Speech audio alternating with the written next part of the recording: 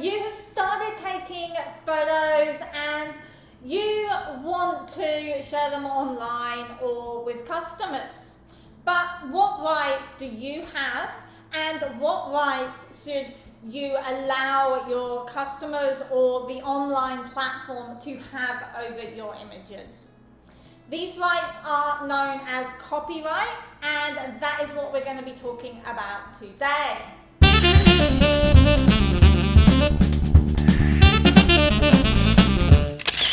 Hi, my name is Tracy and welcome to my channel.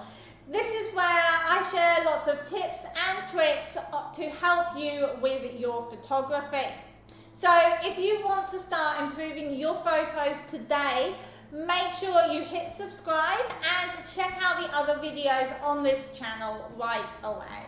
So today we are talking about copyright.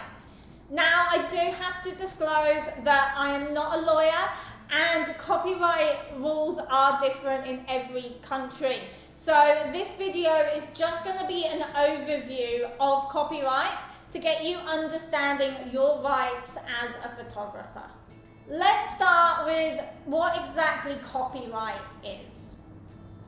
A copyright is a type of intellectual property that gives its owner the exclusive right to copy and distribute a creative work, usually for a limited time, usually 50 or 100 years after the author of that work has died. The person that creates the work is the original owner of the work, but they may sell or provide free of charge rights to another person. This can be done in a few different ways. If you're a professional photographer taking family portraits, for example, you may want your customers to have the rights that they can share your photos that you provide to them with family and friends, but not have the rights to share those photos with the media or any other businesses.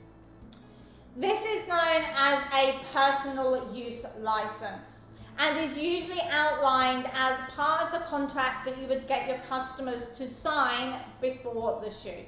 If you're a photojournalist and selling your photos to the media, you may allow that newspaper exclusive rights to your photo, which essentially means that they can do whatever they want with that image, and that you, the photographer, cannot sell the photo to any other media outlets.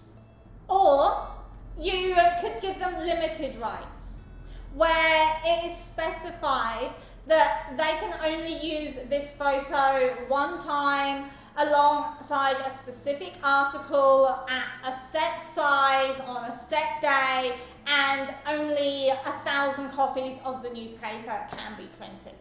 So when it comes to selling your work as a photographer, you have complete control over what rights you give and to whom you give those rights. And you will always own the copyright unless you decide to give it away. But when you're uploading photos to the internet, the copyright laws are not as clear. And in fact, it can vary from website to website.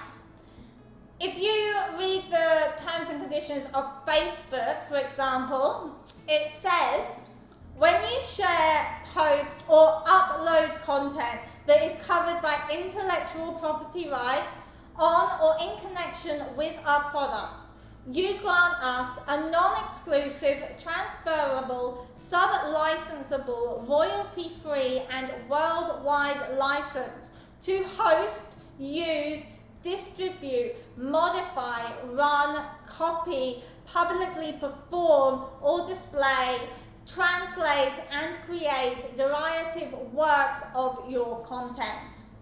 This means that by uploading a photo to Facebook, you are providing them with a license to store, copy and share your image with others. Again, you still own the copyright of the image, but you are granting them a license just by uploading an image. Many other websites also have similar clauses in their terms and conditions. Therefore, it's a good idea to always read the terms and conditions before you upload a photo to any website. At the end of the day, I can't tell you what to do with your photos or your copyright, as it's your property and you can do whatever you want with it.